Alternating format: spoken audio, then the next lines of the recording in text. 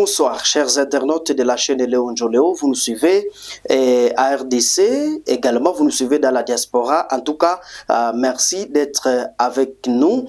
Voici l'actualité de ce mardi 5 décembre 2023. Commençons l'actualité au Nord Kivu, retrait de l'EAC RF. Le cessez-le-feu n'a plus raison d'être. C'est la déclaration de la société civile à travers son coordonnateur adjoint national qui salue les débuts du retrait progressif de la force régionale de l'EAC République démocratique du Congo. C'est confié à RTVH.net lundi 4 décembre 2023. Placide Nzilamba parce qu'avec le départ de cette force régionale, les forces armées de la RDC n'ont plus raison d'observer le cessez-le-feu dans la guerre du M23 à territoire de Rutshuru, Masisi et Nyiragongo à province du Nord Kivu. Il fait allusion également aux affrontements qui ont eu hier lundi et aujourd'hui mardi 5 décembre 2023. Les affrontements qui ont lieu en tout cas dans le territoire de Rutshuru sur les lignes de front.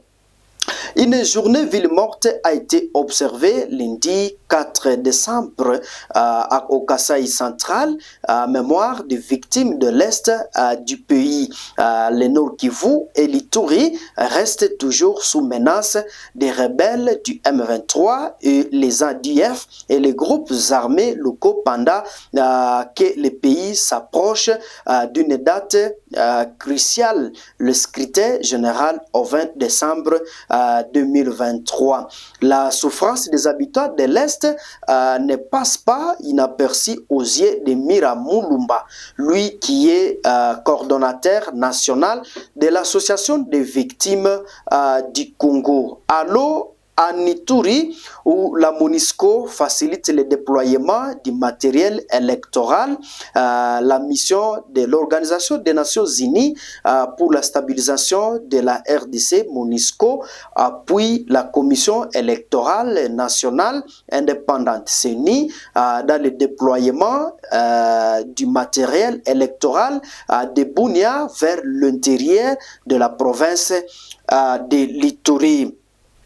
Alors, dans la ville de Butembo, où l'évêque du diocèse de Butembo béni, Monseigneur Sikuli Palouk Melchizedek, met à garde toutes les personnes qui cherchent à s'approprier, en tout cas, une partie du terrain de l'Institut technique agricole et vétérinaire ITAVE. En fait, depuis un moment, le chef terrier de l'ancienne localité Ngere, Kieri, réclamait être propriétaire d'une partie de cette concession. Monseigneur Sikuli Paloukou Melchizedek est revenu sur ces dossiers. Il interpelle la conscience de ceux qui veulent détruire l'avenir des apprenants pour ce conflit, pourtant déjà tranché par l'autorité provinciale au profit du gestionnaire de l'ITAV. L'ordinaire du lieu insiste que ce terrain n'est pas à vendre.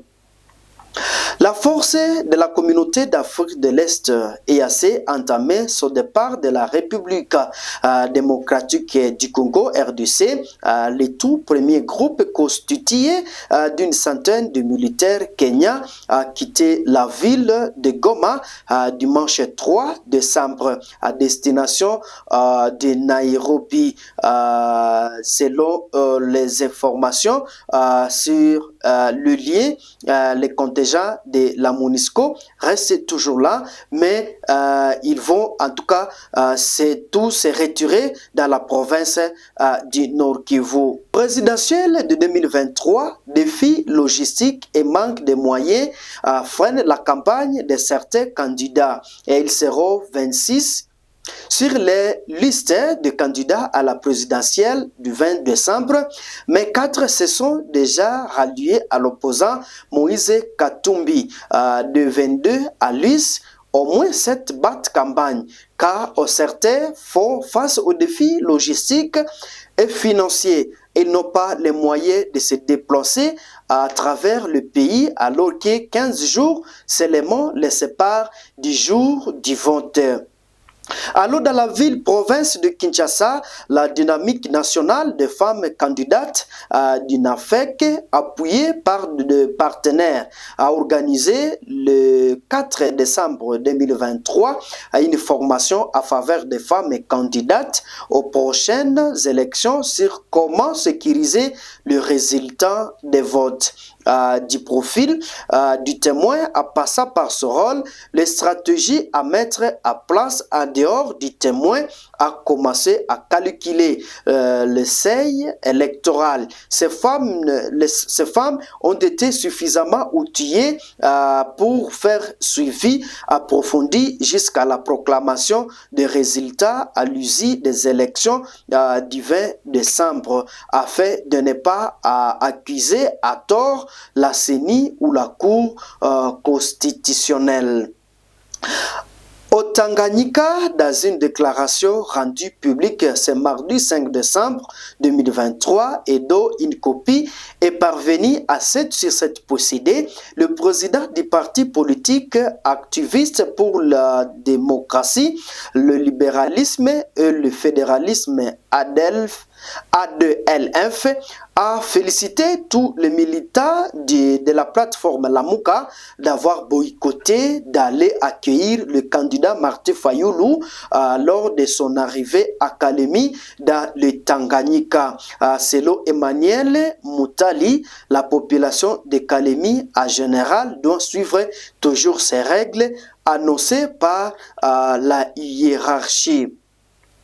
La République démocratique du Congo a annoncé un partenariat des personnes forêt et nature pour la nouvelle économie du climat avec des partenaires internationaux lors du sommet mondial du dirigeant climatique de la 28e conférence des partis COP28 tenue dans le but de définir les responsabilités sur le changement climatique.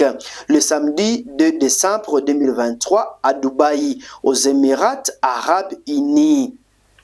La forêt tropicale du bassin du Congo est le principal système forestier tropical dans le monde encore suffisamment intact.